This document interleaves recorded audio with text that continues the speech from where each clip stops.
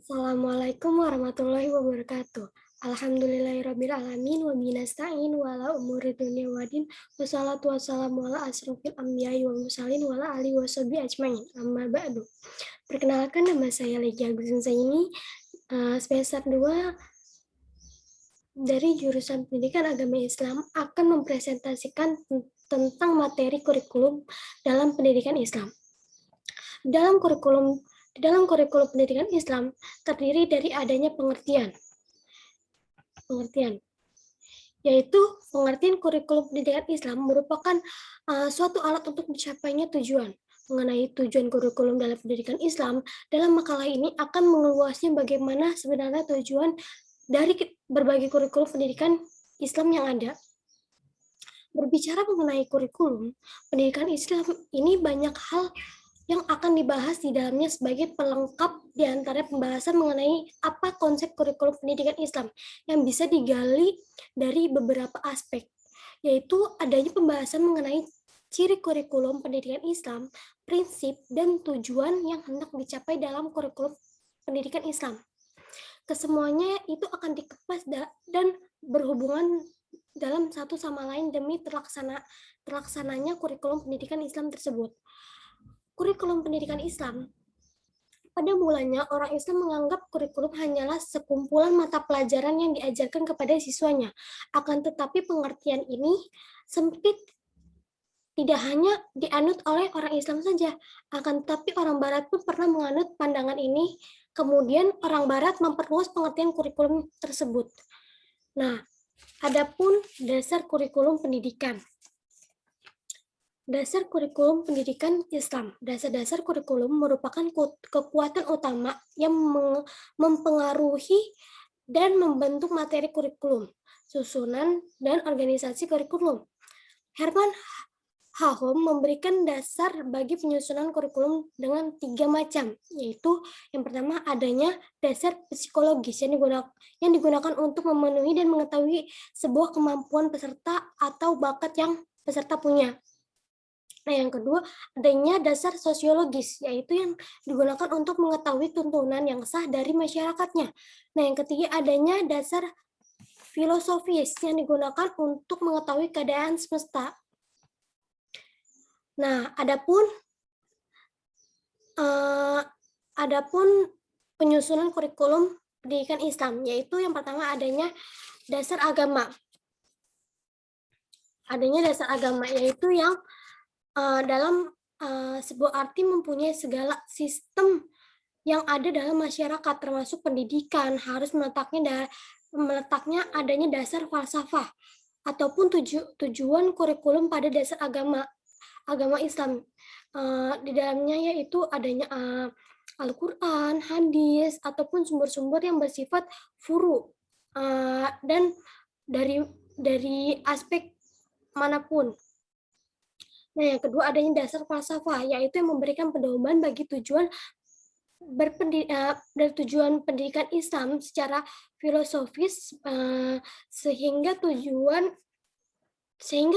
isi dan organisasi kurikulum tersebut itu mengandung suatu kebenaran dan pandangan hidup dalam bentuk nilai-nilai yang diyakini sebagai suatu kebenarannya.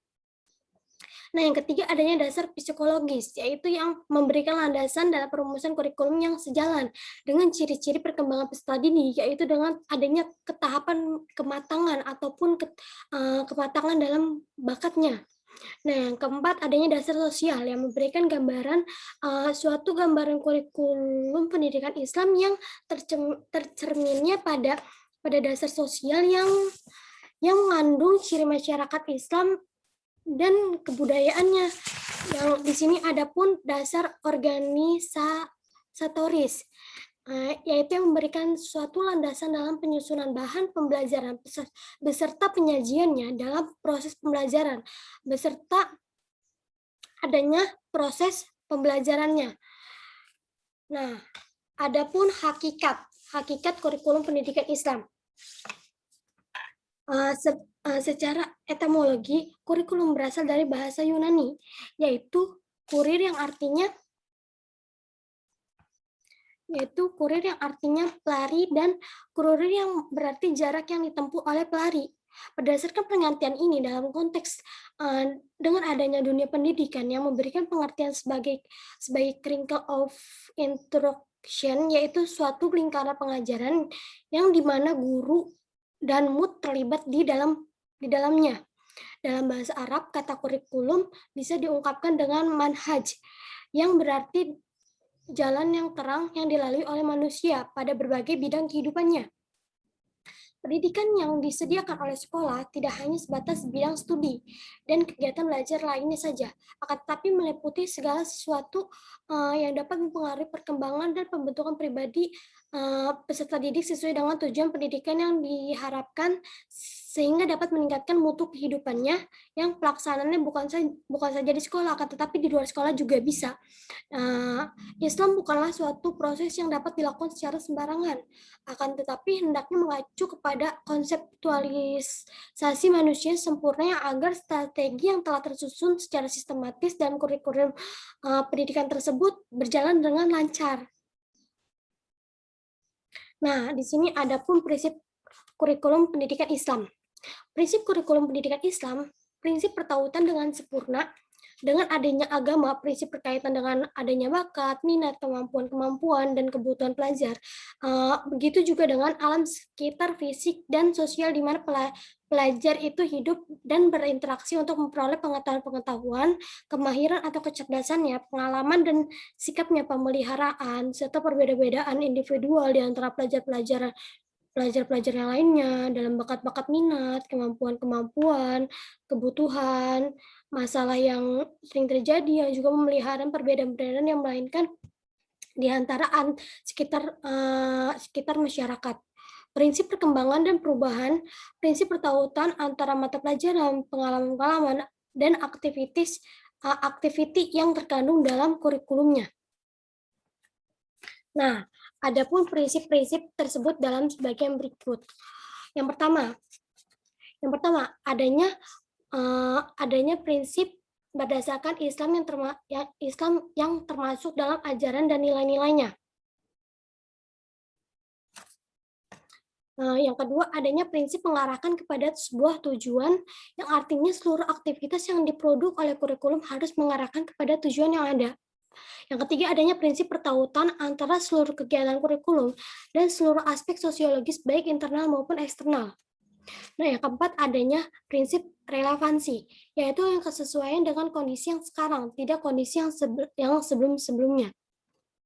Nah, yang kelima, adanya prinsip integritas, yang artinya SDM yang dihasilkan oleh kurikulum mampu menyelaraskan dan mengintegralkan kehidupan di dunia maupun di akhirat.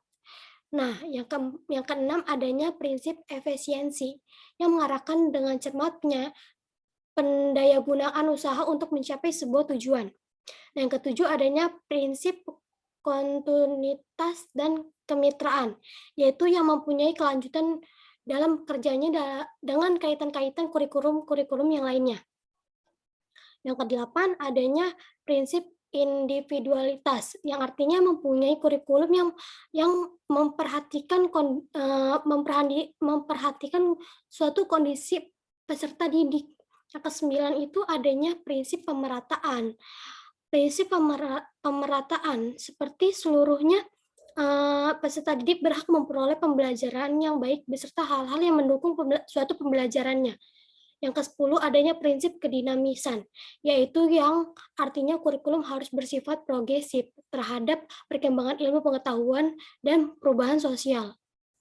Yang ke-11 adanya prinsip keseimbangan, yaitu kurikulum yang dapat mengembangkan potensi peserta didik secara harmonis. Yang ke-12 adanya prinsip efektivitas, yaitu sebuah kurikulum yang dapat menunjang sebuah efektivitas seorang guru dalam mengajar serta murid dalam belajarnya.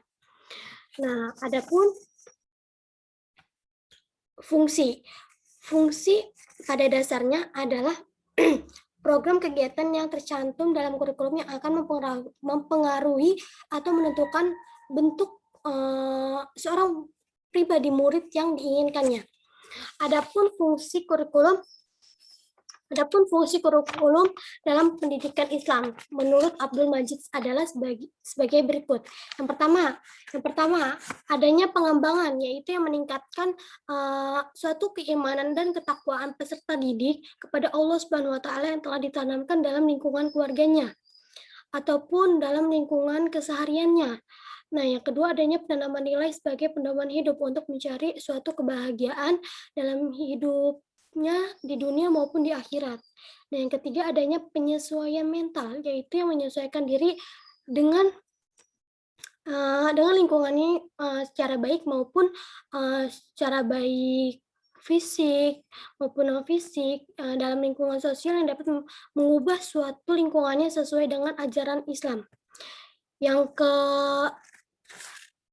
yang keempat adanya perbaikan, yaitu memperbaiki kesalahan-kesalahan atau kekurangan serta kelemahan peserta didik dalam keyakinan, pemahaman dan pengalaman ajaran dalam kehidupan sehari-hari.